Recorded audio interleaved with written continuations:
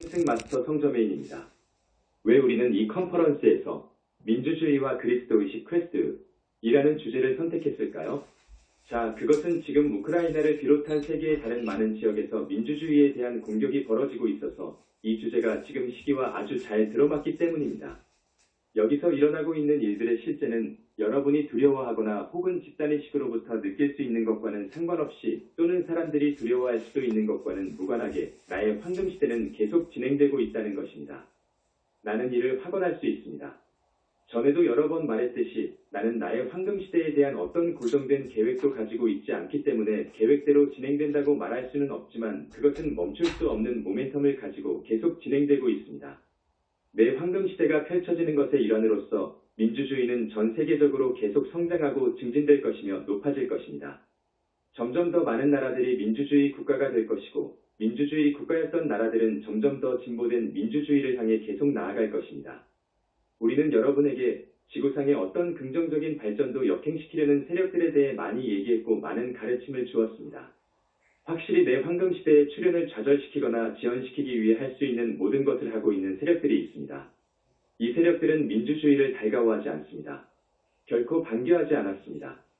그들은 민주주의가 출현한 때부터 이 진전을 무력화하고 지연시키며 왜곡하고 민주국가들을 진정한 민주주의 국가가 아닌 상태로 뒤틀어 놓기 위해 할 수 있는 모든 것을 하려고 했습니다. 민주주의 국가들이 답해야 하는 질문. 적어도 전문가라고 하는 사람들은 모든 민주주의 국가들은 다음과 같은 특정한 질문에 답해야 한다고 했습니다. 예를 들어 어떤 유형의 민주주의를 원하는가?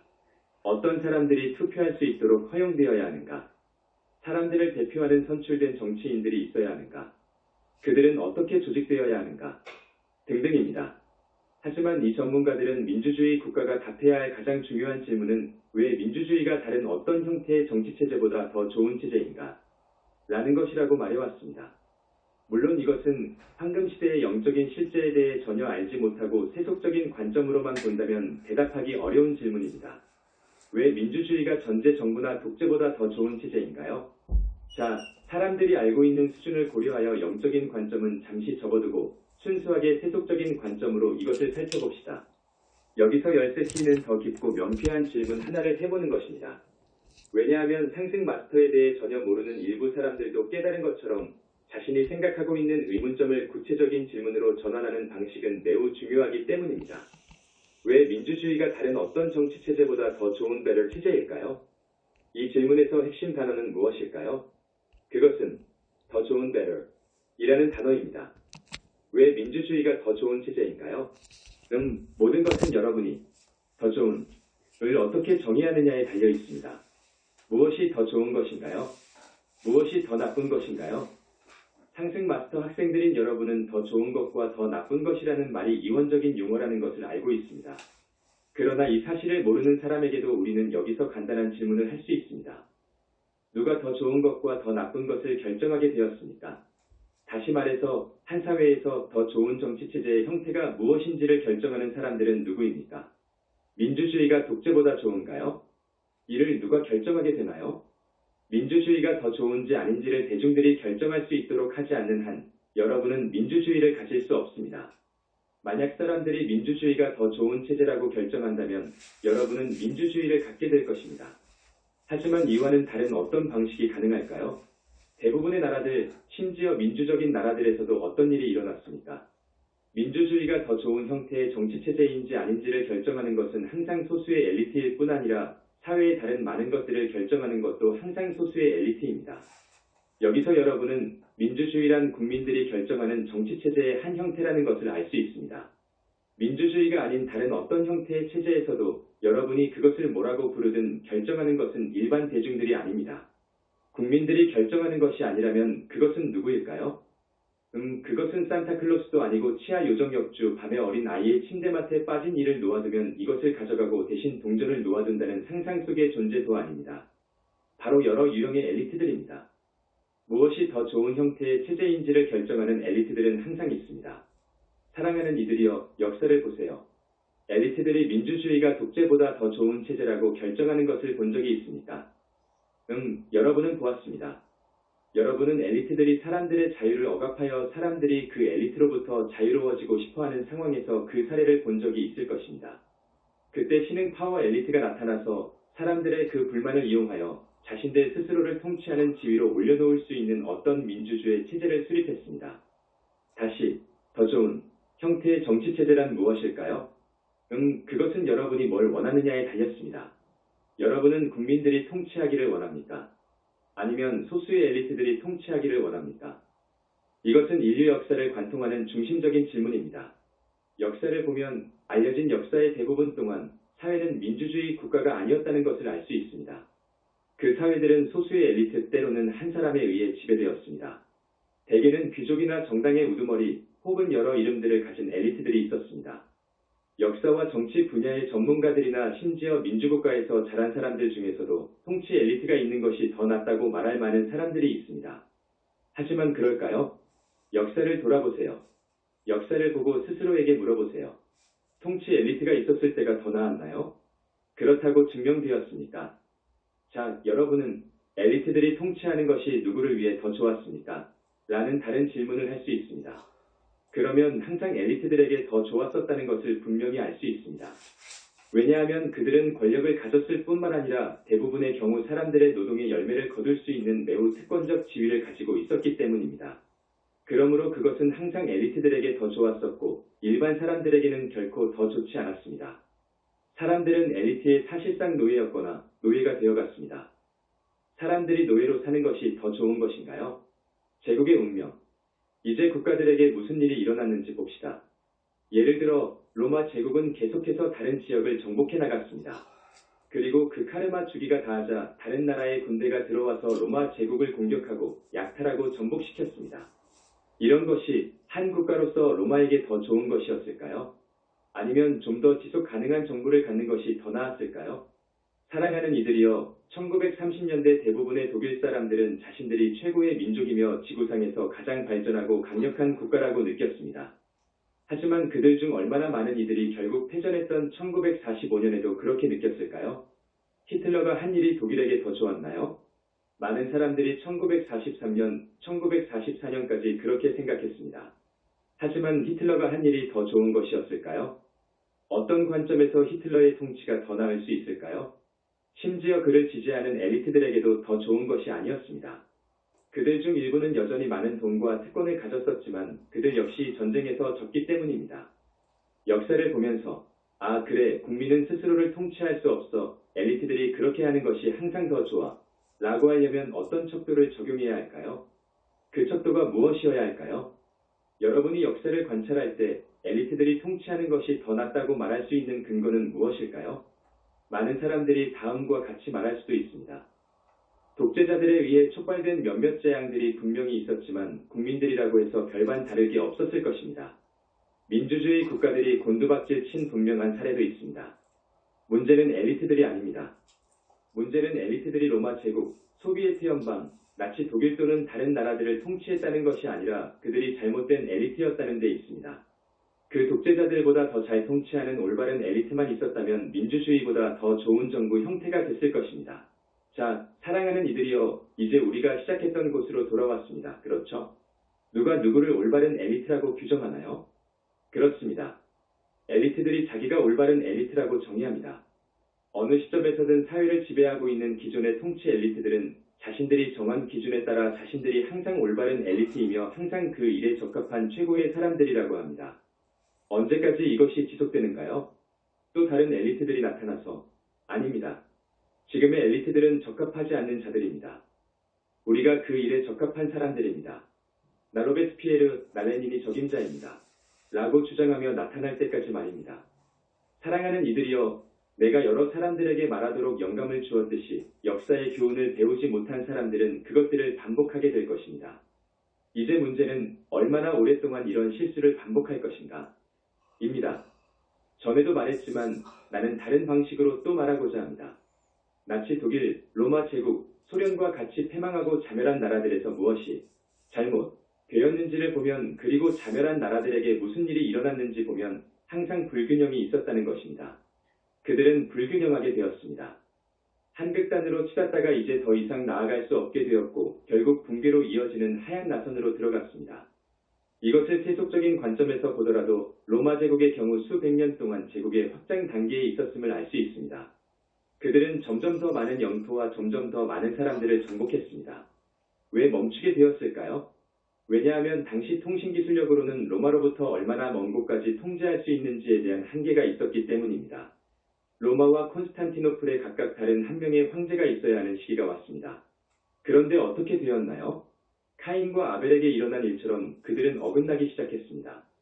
그리고 어느 순간 내분이 일어났고 그것이 로마 제국을 멸망시키는 큰 요인이 되었습니다. 하지만 내가 말하는 요점은 로마 제국이 다시 수축되기 전에 얼마나 확장될 수 있는지에 대한 한계가 있었다는 것입니다. 이것이 아버지의 확장하는 힘이고 어머니의 수축하는 힘입니다. 아버지의 확장하는 힘의 불균형이 생기면 그 한계점에 도달하게 됩니다. 힘으로 더 이상 확장할 수 없는 막다른 골목에 도달하게 됩니다. 로마 제국도 이렇게 된 것입니다. 그래서 이제 어머니의 수축하는 힘은 더 강해지고 제국은 무너지기 시작합니다. 히틀러를 보세요. 그는 소련, 러시아, 서유럽, 미국을 동시에 상대했습니다. 이것을 전적으로 세속적인 관점에서 보더라도 모든 것을 한꺼번에 취하려 한 히틀러의 바로 그 사고방식이 그를 패배로 몰고 갔다고 말할 수 있습니다. 왜냐하면 히틀러가 얼마나 계속 확장할 수 있는지에는 어떤 한계가 있어서 결국 수축하는 힘이 끌어당기기 시작하여 소위 막다른 벽에 도달하기 때문입니다. 처음부터 히틀러의 패배는 확실했다고 할 수 있습니다. 이처럼 시작부터 소련의 붕괴도 예정된 것이었고 제어되지 않는 자본주의의 몰락도 시작부터 정해진 것입니다. 여러분은 하지만 오늘날에는 훨씬 더 진보된 통신 기술을 가지고 있어서 어쩌면 한 제국 혹은 한 국가가 세계를 장악할 수도 있습니다. 라고 말할 수 있습니다. 아닙니다. 그렇게 될 수 없습니다. 사랑하는 이들이여. 지구는 7 엘로힘에 의해 설계되었는데 그들은 상승 마스터인 나보다 더 높은 수준의 의식을 가지고 있습니다. 그들은 이 행성을 어떻게 설계해야 하는지 정확히 알았습니다. 행성의 크기, 대륙과 바다 등 모든 것을 균형 있게 설계해서 힘의 기반을 둔 한 제국이 전체 행성을 점령할 수 없도록 말입니다. 자, 영적인 여러분들이 알 수 있는 이 방정식의 일부인 또 다른 요소가 있는데 바로 물질의 밀도화입니다. 인류가 이원성으로 들어간 이후 그리고 타락한 존재들이 여기에 육화하도록 허용되어 모든 것에 힘에 기반한 접근을 가져온 이후 물질은 밀도가 높아졌습니다.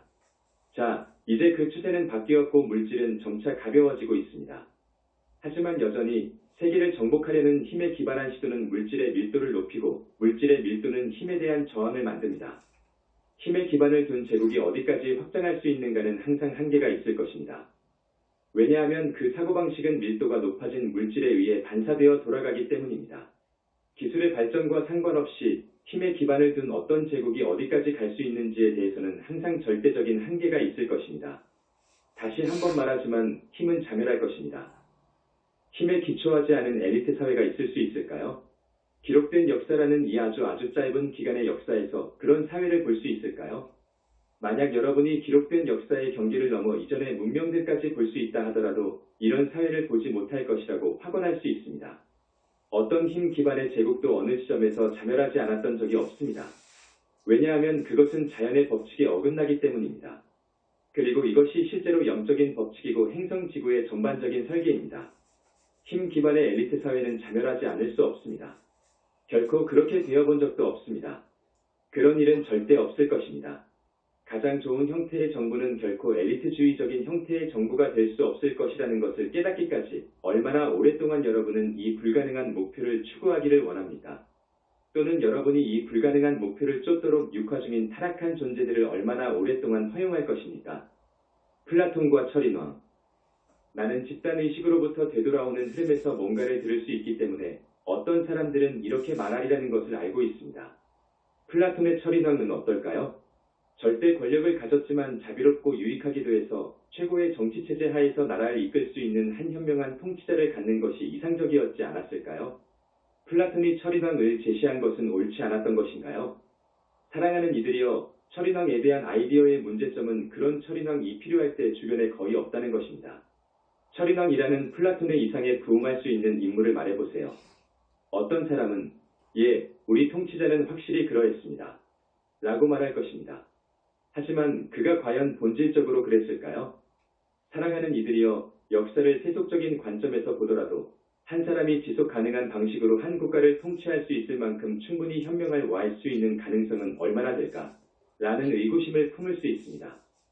우리가 현명한 와이즈라고 말할 때 이것은 무엇을 의미할까요? 그것은 한 국가를 너무 지나치게 한쪽으로 멀리까지 내몰고 가지 않을 만큼 충분히 균형 잡힌 것을 의미합니다. 몇몇의 통치자는 그러했다고 말할 수 있습니다. 상당히 균형 잡힌 자들도 있었으니 완전히 불가능한 목표는 아닙니다. 그러나 문제는 대부분의 경우 이들의 눈이 멀기 때문에 조만간 매우 불균형하게 된다는 것입니다. 그들은 자신들만의 쿨에이드를 마십니다.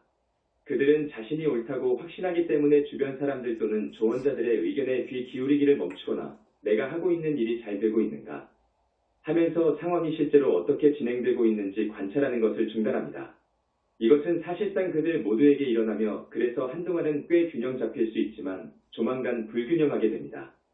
철인왕이라는 아이디어의 또 다른 문제는 지혜로웠던 플라톤도 타락한 존재에 대해 알지 못했었고 그들의 방식을 이해하지 못했다는 것입니다. 여러분은 철인왕 이 될 자를 발견하고 임명하면서 그가 타락한 존재가 아니라는 것을 어떻게 확신합니까? 새로운 왕이 필요할 때 그 자리를 원하는 타락한 존재들은 항상 있을 것입니다. 그들은 그 자리를 얻기 위해 무엇을 하려 들까요? 뭐든지 기꺼이 합니다. 거짓말, 기만, 권력게임, 심지어 상대 후보까지 죽입니다. 사람들이 철인왕을 임명했다고 어떻게 확신하게 만들까요? 여러분은 사람들이 그를 선출하도록 해야 할 것입니다. 그렇지 않나요? 그렇다면 그것은 민주주의의 형태가 아닌가요? 한 현명한 통치자가 있다고 해도 그는 국민에 의해 선출되어야 할 것입니다.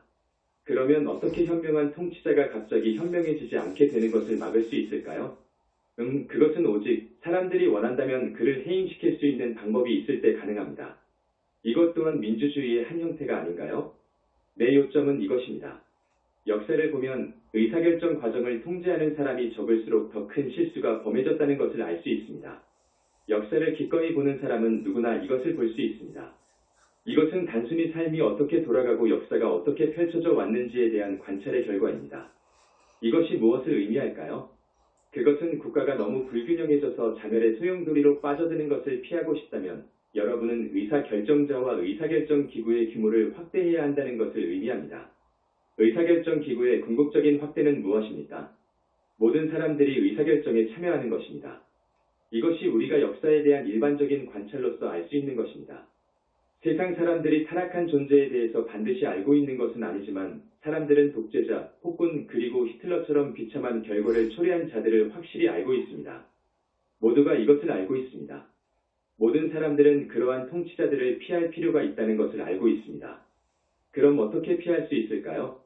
우리는 의사결정기구의 규모를 넓혀서 그렇게 합니다. 이제 좀 더 영적인 관점으로 가봅시다. 다시 최초 질문으로 돌아갑니다. 더 좋은 정치 체제의 형태는 무엇일까요? 여기에 많은 기준이 적용되어 왔습니다. 국민을 위해 경제적 번영과 같은 물리적 성과를 창출할 수 있는 체제라고도 할 수 있고 외부의 침략으로부터 사람들을 보호할 수 있는 체제라고도 할 수 있습니다. 여러분 사회에서 정의하는 어떤 기준을 적용하여 이런저런 일들을 할 수 있는 정치체제라고도 할 수 있습니다. 하지만 최선일까요? 마음의 능력의 확장. 전에도 말한 바 있지만 간단하게 다시 말해보겠습니다. 역사를 보면 지난 수천 년 동안 무슨 일이 일어났나요? 여러분이 목격한 진전의 기반은 무엇입니까? 석기시대에 비해서 세계가 발전하지 않았다고 말할 사람은 거의 없을 것입니다. 이 진보의 기반은 무엇입니까? 자, 그것은 지식의 확장이라고 말할 수 있습니다. 오늘날 우리는 석기시대보다 더 많은 것을 알고 있습니다. 하지만 그게 정말 전부일까요? 그리고 여기에서 지식의 확장이란 무엇을 의미할까요? 어떻게 오늘날 사람들이 석기시대 사람들보다 더 많이 알 수 있을까요? 생물학, 인류학, 진화론에 따르면 과학자들은 석기시대 인간의 뇌가 오늘날 우리와 거의 같은 크기였다고 추측합니다. 왜 석기시대 사람들은 오늘날 여러분이 아는 것만큼 많이 알지 못했을까요? 왜 그들은 자신들의 그토록 힘든 삶을 감내하는 대신 일상을 개선할 방법을 찾을 만큼 충분히 똑똑하지 못했을까요? 여러분들 중 일부는 석기시대에 육화했던 사실을 기억하지 못할 수도 있지만 장담하건대 그것은 소풍이 아니었습니다. 인간의 지적 능력을 결정하는 것이 단지 뇌의 크기 문제일까요? 아니면 그보다 더 이상인 뭔가가 있을까요? 만약 여러분이 영적인 사람이라면 더 이상인 뭔가가 있다는 사실을 알 것입니다. 왜냐하면 마음은 뇌보다 더 이상인 무언가이기 때문입니다.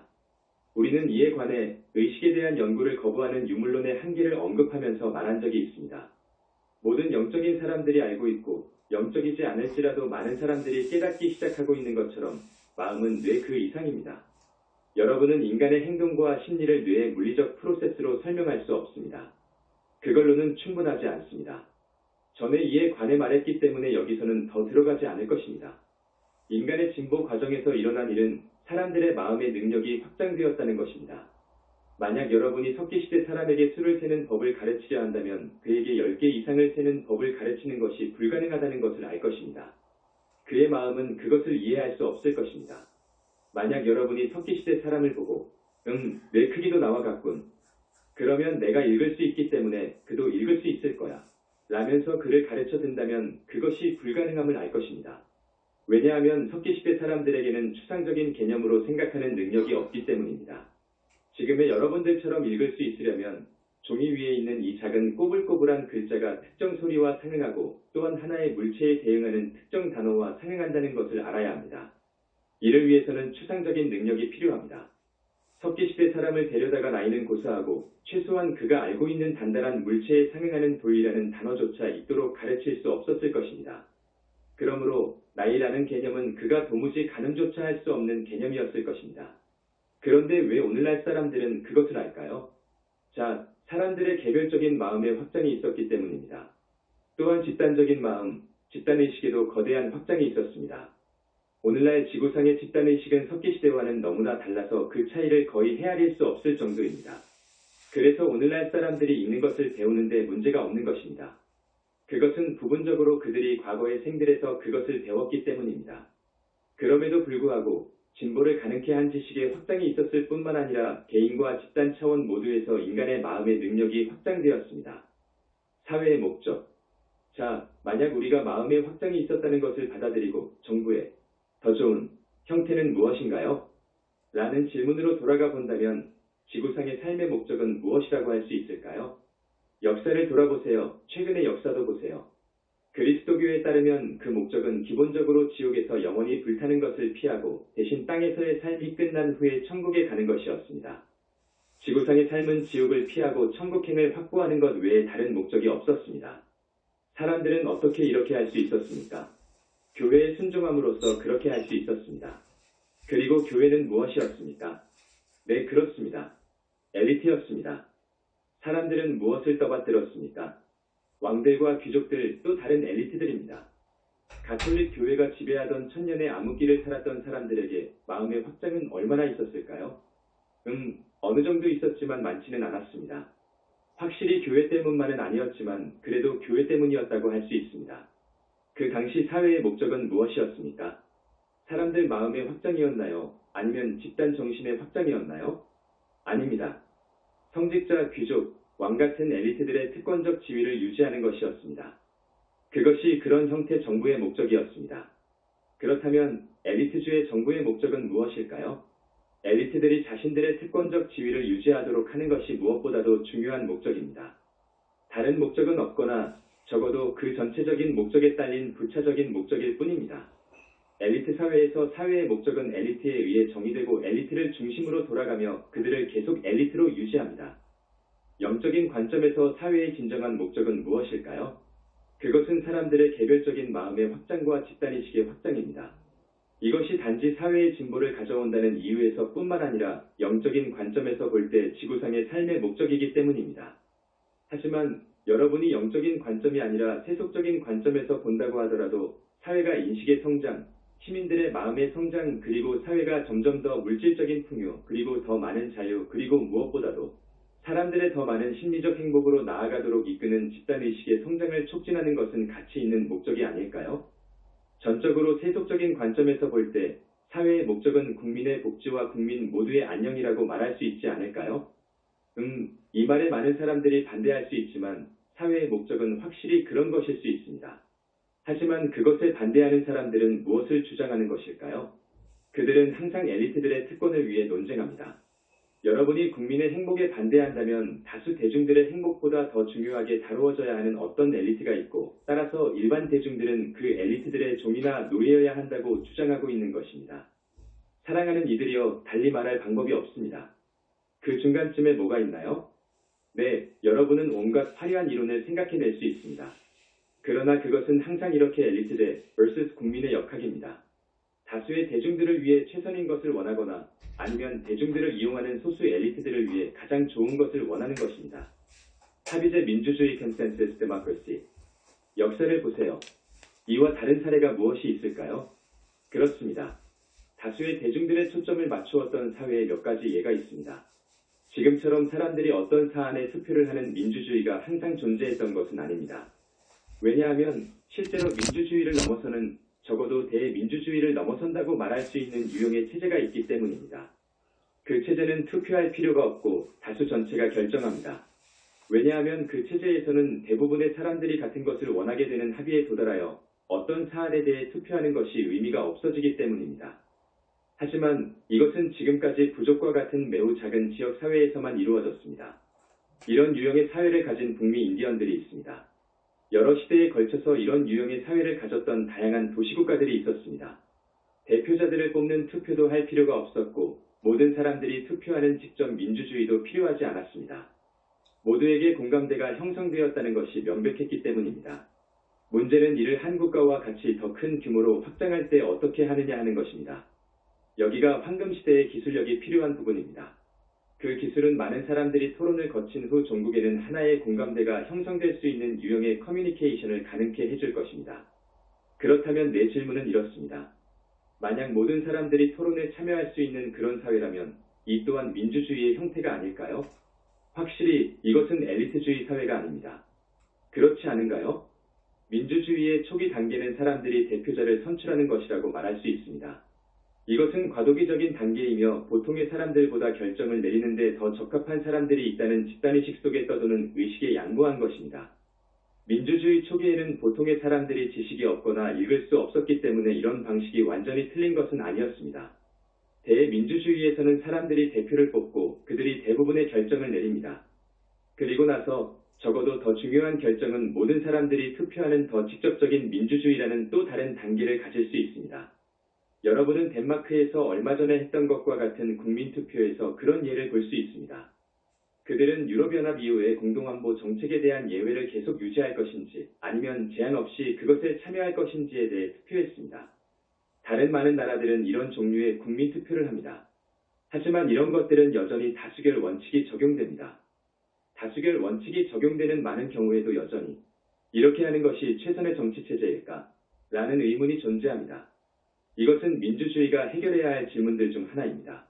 우리는 한 사람이 다수를 위한 결정을 하도록 허용하여 소수의 나머지 다른 사람들이 그것에 반대하더라도 특정 이슈에 대해 결정하도록 해야 합니까? 아니면 특정 이슈에 대해 결정하기 위해 더 많은 다수가 필요할까요? 물론 이것은 결국 국민투표의 시행이 거의 매번 해야 하는 절차처럼 되는 지점에 이를 수 있습니다. 왜냐하면 이런 방식으로 하다 보면 적어도 대다수의 사람들이 이 방향으로 가는 것이 그들 자신의 이익, 모두의 이익, 그리고 국가의 이익에 가장 부합한다고 보는 공감대가 점차적으로 나타나기 때문입니다. 적응 능력. 여기서 더욱 중요한 것은 이것입니다. 민주주의는 어떤 형태이든 황금시대의 정치체제입니다. 그것은 미래에도 가져야 할 정치체제입니다. 지구상에는 민주주의가 미래의 정치체제라는 것에 여전히 동의하지 않거나 믿지 않는 많은 사람들이 있습니다. 하지만 이것에 동의하지 않는 대부분의 사람들을 보면 소수의 엘리트들이 지배하는 나라에 살고 있습니다. 그 엘리트들은 사람들에게 지금처럼 그렇게 사는 것이 그들에게 더 좋다고 믿게 만들었습니다. 예를 들어 여러분은 중국의 현 정부가 시진핑 치하에서 어떻게 마오쩌둥 이후 그 어느 때보다 더 독재적으로 되었는지를 볼 수 있습니다. 하나의 예를 들면 그들은 자신들의 제로 코비드 정책이 옳은 결정이었다고 선언했습니다. 옳은 결정일 뿐만 아니라 우월한 결정이며 태폐적인 서구 민주국가보다 확실히 우월한 결정이었다고 했습니다. 자, 오미크론 변종에서 분명히 볼 수 있듯이 이를 객관적으로 보면 이것은 최선의 정책이 아니라 단지 하나의 정책일 뿐이었다는 것입니다. 나는 여기서 그것이 최악이고 서방의 대응이 최고라고 말하는 것이 아닙니다. 이와 같은 문제에는 최선의 정책이란 없습니다. 왜냐하면 어떤 문제든지 상황은 끊임없이 변화하기 때문입니다. 어떤 이슈에서든 최선의 정책은 상황을 보고 변화하는 상황에 적응하는 것입니다. 코로나 팬데믹의 전반적인 교훈 중 하나는 무엇입니까? 세상에는 항상 누구도 통제할 수 없는 것들이 있을 것이라는 것입니다. 사람들을 놀라게 하는 일들이 항상 일어날 것입니다. 문제는 가장 최고의 정책은 무엇입니까? 가 아닙니다. 우리는 항상 적응할 필요가 있습니다.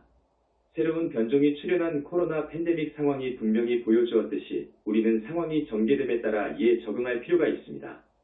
적응할 수 있는 사람이 최선의 것을 행한 사람일 것이고 반면 경직되고 융통성이 없는 사람은 그렇게 되지 못할 것입니다. 여러분은 팬데믹 초기에 중국의 정책이 효과가 있었다는 것을 볼 수 있습니다. 서방의 대응 역시 특정한 방식으로 작동했습니다. 그 후 훨씬 더 전염성이 강한 오미크론 변종이 등장했고 이제 중국의 정책은 처음처럼 잘 작동하지 않았습니다. 하지만 그들이 적응할 수 있었나요? 그들이 변할 수 있었나요? 아닙니다. 왜냐하면 중국 정부는 기본적으로 스스로를 무오류의 정부라고 설정했기 때문입니다. 그리고 그들이 자신들의 대응이 올바른 것이고 서구보다 우월하다고 선언했을 때 이제 그들의 정책을 상황에 대응하기 위해 변경하는 것은 자신들이 이전에는 틀렸음을 인정하는 꼴이 되어버립니다. 그렇다면 왜 자신의 정책이 유일하게 옳은 정책이고 다른 모든 정책보다 우월하다고 말해야 했을까요? 왜 이런 말을 해야 했을까요? 자, 이것은 엘리트주의 통치에 내재된 특성 중 하나입니다. 엘리트들은 항상 사람들을 억압합니다. 그들은 이것을 정당화하려는 끊임없는 욕구 속에서 살고 있습니다. 그래서 스스로를 무오류적인 위상으로 설정하거나 우월하거나 궁극적인 정책을 가지고 있다고 하는 경향이 있는 것입니다. 그렇다는 이는 자동적으로 무엇을 의미할까요? 이제 그들은 정책을 바꿀 수 없습니다. 왜냐하면 자신들이 틀렸다는 것을 인정하는 셈이기 때문입니다. 이것은 그들이 변화하는 환경에 적응할 수 없다는 것을 의미합니다. 그리고 상황이 끊임없이 변하고 있고 기록된 모든 역사를 통해서도 끊임없이 변화해 왔기 때문에 어떻게 엘리트주의 사회가 자기 파멸로 이어지는 부정적인 나선으로 가는 것을 피할 수 있겠습니까? 피할 수 없습니다. 결코 피해질 수 없었고 나는 그것이 결코 그렇게 될 수 없을 것이라고 장담할 수 있습니다. 융통성 없는 경직성은 생존을 보장할 수 없습니다. 이것은 죽음 death과 파멸 demise, 파괴 destruction과 재앙 disaster과 악화 deterioration 그리고 여러분이 생각해낼 수 있는 다른 모든 D를 초래할 것입니다. 최고의 정치체제는 무엇일까요? 그것은 국가와 국민의 의식과 마음에서 가장 빠르고 지속 가능한 성장을 확보하는 체제입니다. 그리고 그러한 형태의 정치체제는 유연해야 합니다. 반드시 유연해야 합니다. 초원과 함께한 집중 기원 배조. 이것이 내가 이번 담화에서 여러분에게 주고 싶었던 것입니다.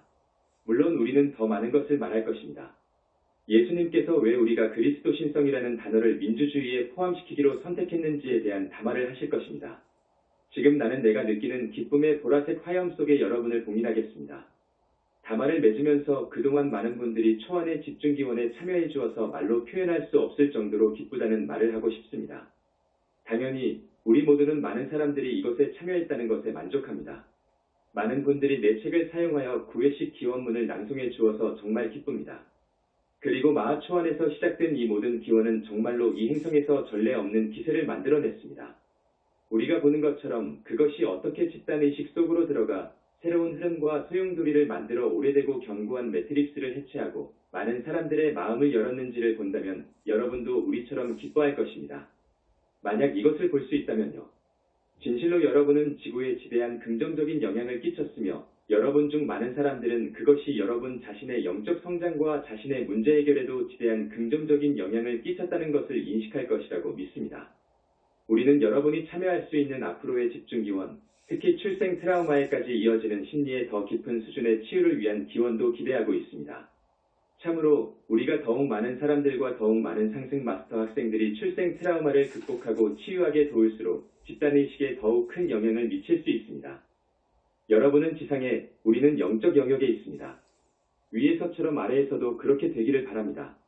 위에 있는 우리는 더 이상 출생 트라우마가 없는데 아래에 있는 여러분들도 그렇게 되기를 바랍니다. 이것으로 나는 여러분을 나의 영원한 기쁨의 보라색 자유의 화염으로 봉인